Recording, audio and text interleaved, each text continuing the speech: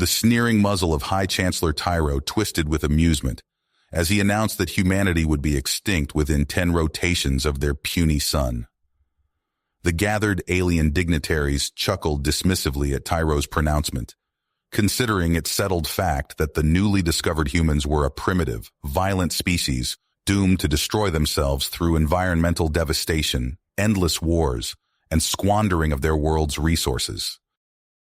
These immature apes scarcely merit the label of sapient life, Tyro declared to the smirking Iridian researchers and assembled representatives from 100 starfaring races. I wouldn't be surprised if they snuffed out their brief candle by the end of this solar cycle.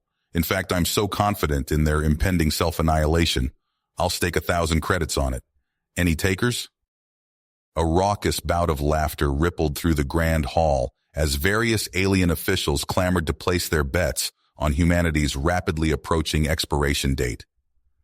The mocking wagers infuriated Edward Richardson, Earth's foremost scientist and ambassador to the Galactic Congress, who scowled in silence as he listened to the Iridians heap scorn upon the human race. Though outwardly stoic, Edward seethed with outrage at the casual disdain heaped upon his kind. As Tyro and his sycophants continued to guffaw and jeer, the human scientist vowed then and there to prove the galaxy wrong. He would rally Earth's greatest minds and most daring explorers in a desperate race against time to solve the dire crises besetting humanity and secure their place among the stars. Failure meant the extinction of the human species and the eternal smugness of vile creatures like Tyro. But success would win humanity the respect it deserved and deal the arrogant Iridians a stinging blow to their pride. Who would have the last laugh then? Edward gritted his teeth, determined to find out. He would need to work miracles and surpass every limit, for nothing less than humanity's survival hung in the balance. As humanity's star began to rise under Edward's visionary leadership, the formerly dismissive alien powers started to take notice, and not all were pleased by what they saw. In the opulent halls of the Iridian capital, High Chancellor Tyro paced furiously, his muzzle twisted into a snarl of rage and disbelief. Those damned apes!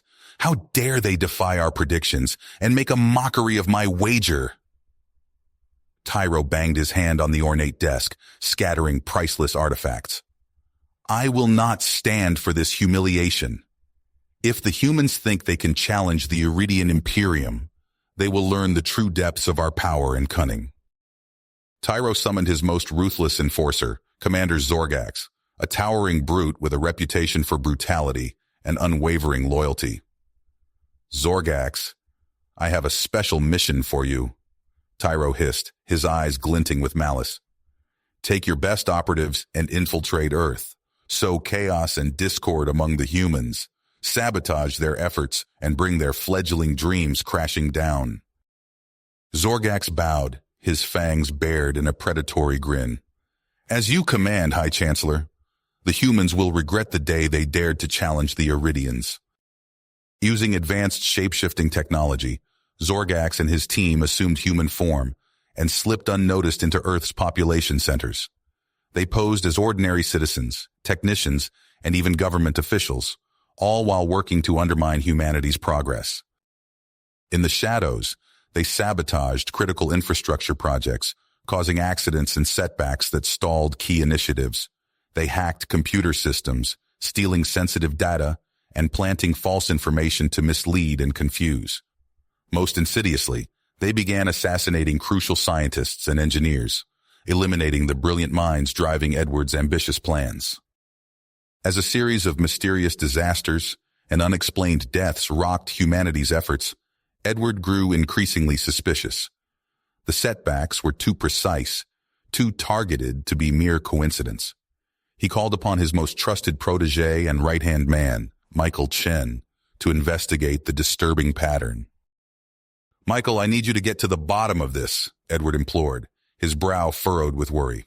Assemble a team of our best experts in counterintelligence, cybersecurity, and forensic science. Find out who or what is behind these attacks on our progress. Michael nodded grimly, his heart made. I'm on it, Edward. We'll hunt down this hidden enemy and expose their schemes. As Michael's team delved into the web of sabotage and subterfuge, Zorgax grew more desperate and reckless. The Iridian operatives staged false flag terrorist attacks, sowing fear and paranoia among the populace. He framed innocent humans for heinous crimes, stoking divisions and reigniting old rivalries. The tensions reached a boiling point as trust eroded and long-simmering conflicts threatened to explode into open warfare.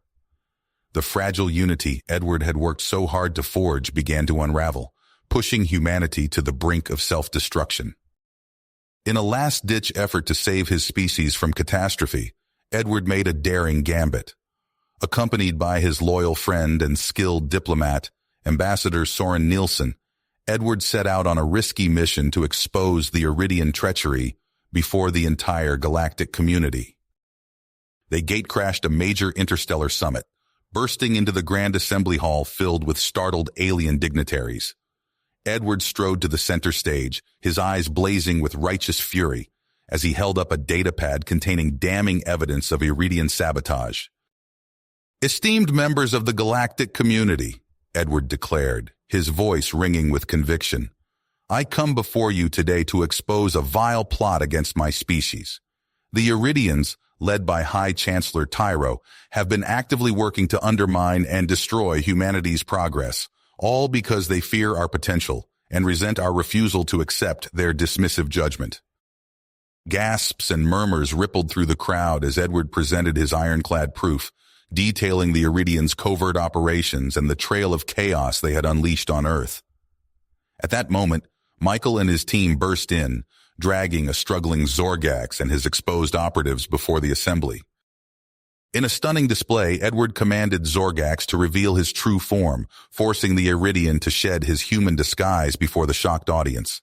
Tyro, caught red-handed in his duplicity, sputtered and raged, desperately trying to spin the situation in his favor. But it was too late. Edward's impassioned speech and undeniable evidence had swayed the galactic community.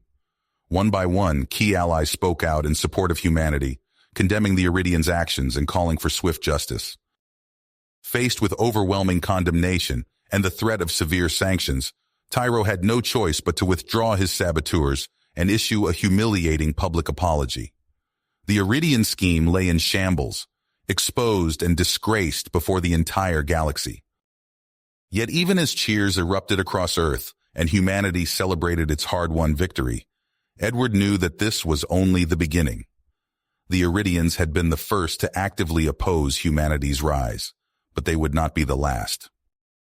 As word spread of humanity's defiance and meteoric ascent, other alien powers began to take notice. Some viewed the humans with cautious interest, seeing potential allies or trading partners. Others, however, regarded the upstart species with envy, fear, or outright hostility. Earth found itself drawn into a complex web of galactic politics and intrigue, with rival factions vying for influence, forging alliances, and maneuvering for advantage.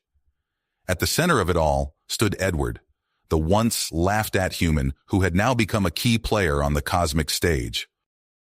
He knew that the road ahead would be long and treacherous, filled with new challenges, dangers, and enemies at every turn. Securing humanity's place among the stars would demand every ounce of his genius, persistence, and unyielding will. But as Edward looked out at the sea of stars, he felt a flicker of hope and defiance burning within him. The Iridians had underestimated humanity, and they had paid the price for their arrogance. Now, the rest of the galaxy would learn the same lesson. Earth was rising, and nothing would stand in the way of its destiny. The laughter of the skeptics had faded, replaced by the watchful gaze of a universe suddenly forced to reckon with the indomitable spirit of the human race. Edward Richardson stood at the viewport of Earth's orbital command station, his face a mask of concentration as he watched the latest reports from the front lines scroll across the holo displays. The war against the Krishian horde had raged for months, consuming resources and lives at an alarming rate. Something about it all felt wrong, but he couldn't put his finger on it. "Another Krishian attack on our colonies in the Rigel sector," Michael Chen reported, his voice tight with stress. "Casualties are high. We need to push back harder." Edward nodded grimly. Mobilize the 7th Fleet. We can't let them gain a foothold there. As Michael rushed off to relay the orders, Tukari sidled up to Edward, his human disguise perfect down to the last detail. A wise decision, my friend. The Cretians must be taught the price of crossing humanity. Edward's lips thinned. I take no pleasure in this bloodshed, Tukari, but we must protect our people. In her vast chambers aboard the Marassi flagship, Supreme Archon Kalindra pored over the latest intelligence from her spy.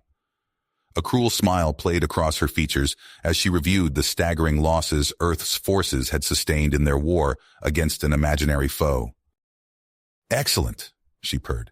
The humans dance to our tune like puppets. Soon they will have no choice but to accept our generous offer of protection. Back on Earth, Ambassador Soren Nielsen frowned as he examined grainy footage of the latest Cretian attack. Something about the energy signatures of their weapons seemed off. He enhanced the image, his eyes widening as he spotted a telltale flicker of Marassi technology. By the stars, he whispered. It can't be. Before he could alert Edward, a hand clamped over his mouth. Tukari's voice hissed in his ear. I'm afraid I can't let you spoil our plans, Ambassador. Soren struggled, but the Marassi agent's grip was like iron. As darkness closed in, he saw Dr. Amara Singh round the corner, her eyes going wide with shock. Soren, she cried out, grabbing a nearby fire extinguisher and swinging it at Tukari's head. The Marassi spy stumbled, his concentration broken. His human disguise flickered, revealing his true alien form for a split second. Soren broke free, gasping for air. We have to warn Edward, he croaked. The Marassi, they're behind everything. Alarms blared throughout the station as a massive fleet dropped out of hyperspace. Edward's blood ran cold as he recognized the distinctive silhouettes of Marassi warships. At their center loomed a leviathan of a vessel, Supreme Archon Kalindra's personal flagship. This is impossible, Edward breathed. Why would the Marassi... His words trailed off as the pieces suddenly clicked into place. The Cretians, the mounting losses, the conveniently timed offers of aid from the Marassi. It had all been an elaborate trap. Kalindra's face appeared on the main view screen, her alien features arranged in a mockery of concern. My dear Edward, how unfortunate that your reckless war against the innocent Cretians has left you in such a precarious position. But fear not. The Marassi Dominion is prepared to offer you salvation for a price. Edward's fists clenched at his sides as he stared at the sea of Marassi warships arrayed against Earth's battered fleet. In that moment, he faced the most crucial decision of his life, one that would determine the fate of humanity for generations to come. Edward stared at the sea of Marassi warships, his lips pursed. He turned to his crew, perseverance blazing in his eyes. We will not bow to tyrants. Humanity stands defiant. He strode to the comm station, keying in a heavily encrypted channel. This is Edward Richardson calling High Warlord Grakna of the Cretian Empire. We need to talk. Hours later, Edward's eyes widened as Grakna's scarred visage filled the screen. The Cretian's mandibles clicked in agitation. Richardson, you have guts to contact us after all this bloodshed. The bloodshed orchestrated by Kalindra, Edward countered. We've both been played for fools. Grakna's compound eyes narrowed. Explain. Edward laid out the Marassi deception. To his shock, Grakna let out a booming laugh. We suspected as much. Those Marassi scum have used us as cannon fodder for too long. What do you propose? An alliance, Edward said. Together, we can bring down Kalindra's House of Lies. Grakna's mandibles spread in a predatory grin. I like the way you think, human. Here's what we know about Marassi weaknesses. As Edward and Grakna hatched their audacious plan, activity exploded across Earth's command center.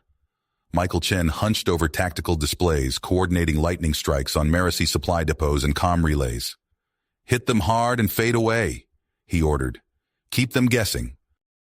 Meanwhile, Ambassador Soren worked the diplomatic channels, his silver tongue weaving a web of alliances. The Marassi have played us all for fools, he told the Zinthari ambassador.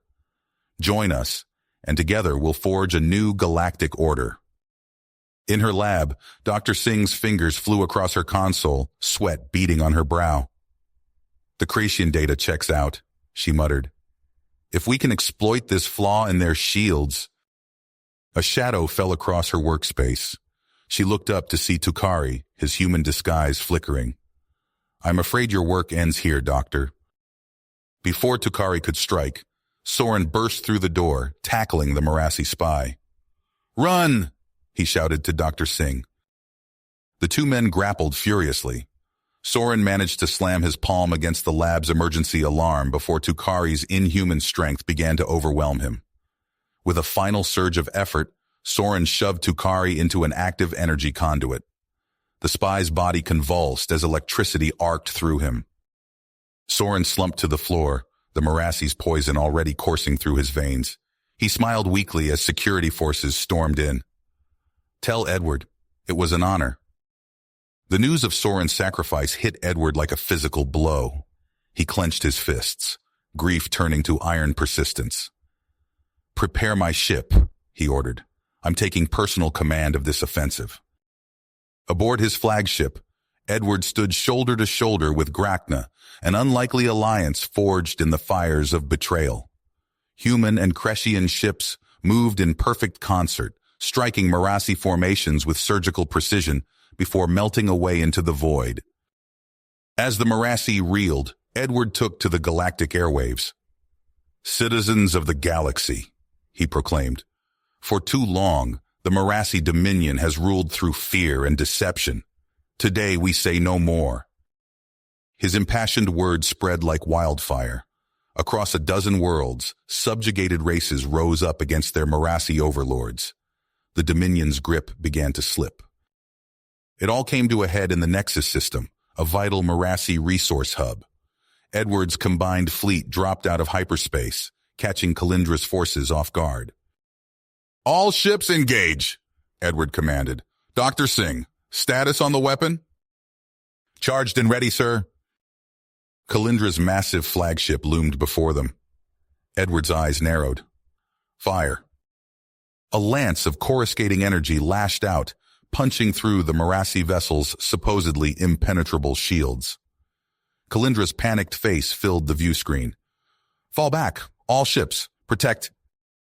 Her words cut off as her own ships opened fire on each other. What's happening? Grachna demanded. Edward allowed himself a grim smile. It seems the Supreme Archon's supporters have decided it's time for new management. In the chaos that followed, Edward's forces struck decisively. Kalindra's crippled flagship was boarded, the once mighty Archon dragged before her conquerors in chains. Please, she begged, all pretense of superiority gone. Mercy. Edward looked down at her, his expression hard.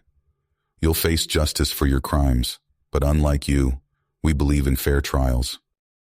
As the dust settled, Edward found himself at the center of a galactic revolution. The Marassi Dominion crumbled, its conquered worlds crying out for guidance. Edward stood at the viewport of his flagship, gazing out at the stars. A new era was dawning, one of cooperation rather than subjugation. He thought of Soren, of all those who had sacrificed to make this moment possible. We have a lot of work ahead of us, he murmured. The comm chimed, another request for Earth's assistance in rebuilding. Edward squared his shoulders, ready to face the challenges ahead. The age of tyranny was over. The age of humanity had begun. The dust of the Marassi Dominion's collapse settled, revealing a galaxy in desperate need of healing. Edward Richardson stood on the bridge of his flagship, surveying holographic displays of liberated worlds. The once oppressed populations now looked to Earth for guidance and support. Sir, the reclamation efforts on Proxima IV are proceeding ahead of schedule, a young officer reported. Edward nodded, his eyes fixed on the swirling data. Excellent. Redirect additional medical supplies to their southern continent. They were hit hardest by the Marassi bioweapons. As he issued orders, Edward failed to notice the subtle changes in his inner circle. Michael Chen lurked in the shadows, his face a mask of barely concealed resentment. Weeks later, Edward's boots crunched on the rust-colored soil of a liberated mining colony. Workers swarmed over half-dismantled morassy structures, reclaiming valuable resources. "The people here are resilient," Edward remarked to his security detail. "Within a year, this place will be thriving again." A low rumble filled the air. Edward looked up, expecting to see a transport ship. Instead, a barrage of energy blasts rained down from the sky. The ground erupted around him, throwing Edward off his feet. "We're under attack!" a guard shouted, positioning himself in front of Edward. Through the chaos, Edward glimpsed familiar Earth-made fighters screaming overhead. His blood ran cold as he recognized Dr. Singh's experimental weapons mounted on their wings. "This can't be happening," he muttered. The security team formed a protective circle, returning fire as they retreated toward the spaceport. Edward's mind raced, trying to make sense of the betrayal unfolding around him. A crackling transmission cut through the din of battle. Michael Chen's face appeared on Edward's wrist communicator, twisted with malice. "Did you really think you could keep all the power for yourself, old man?" Michael sneered. "It's time for new leadership." Before Edward could respond, an explosion rocked the spaceport. He watched in horror as his flagship erupted in flames, crippled by the very weapons they had developed to defend Earth. "Fall back," Edward ordered, his voice hoarse from the acrid smoke. "We need to get off-world now." They fought their way through waves of Michael's elite soldiers, Edward's guards falling one by one. A stray blast caught Edward in the side, sending him stumbling. As he struggled to his feet, a massive shape loomed over him. "Need a lift, human?" Grachna's mandibles clicked in what passed for a Crescian grin. Edward clasped the alien's claw, hauling himself aboard a battered freighter. As they rocketed away from the burning colony, Edward slumped against the bulkhead, the full weight of Michael's betrayal crushing down on him. In the days that followed, Edward and his ragtag band of survivors fled from system to system, always one step ahead of Michael's forces. They found temporary sanctuary in an abandoned morassy listening post, buried deep within an asteroid field. Edward stood before a makeshift communications array, his face haggard but eyes burning with purpose. He took a deep breath and began to broadcast.